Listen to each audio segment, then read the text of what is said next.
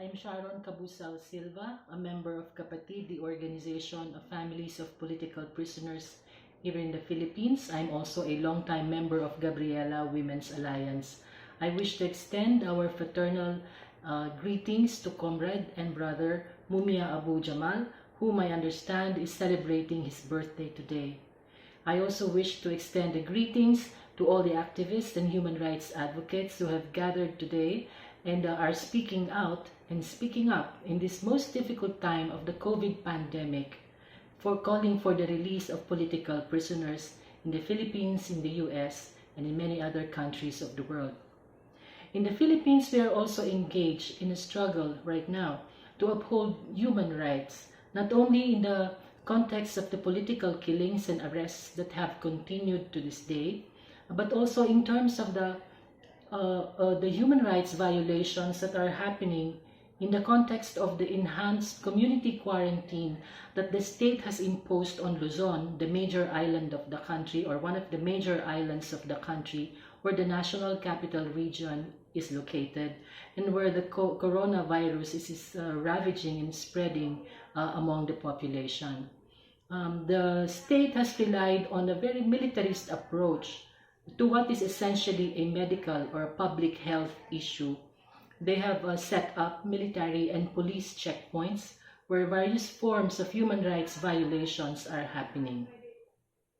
We are also calling for the release of political prisoners. As you are all perhaps aware, the jails in the Philippines are severely overcrowded with mediocre food and medical services for all the detainees.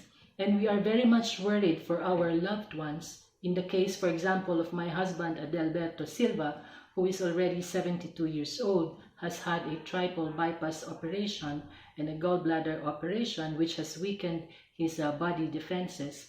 And there's also the case of women, sick and elderly political prisoners, Moreta Alegre and Lilia Bukatkat, and they are detained at the Correctional Institute of Women, where several patients were found to be COVID-19 positive.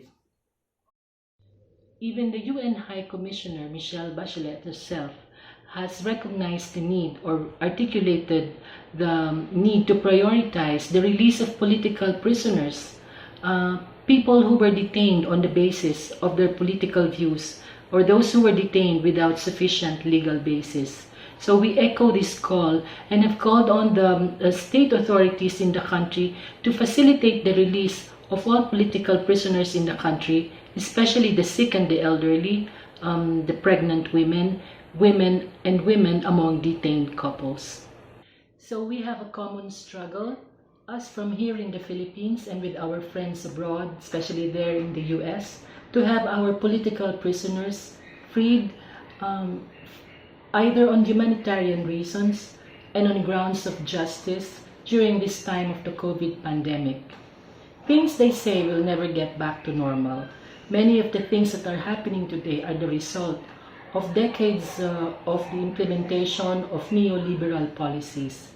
So I think we must all prepare, whether we are inside a prison or whether we are outside in the larger prison that we call human society, where capitalism reigns. We have the many tasks to do in the future, and so we take this as an opportunity to reaffirm our commitment to enabling meaningful, if not radical, changes in the coming future.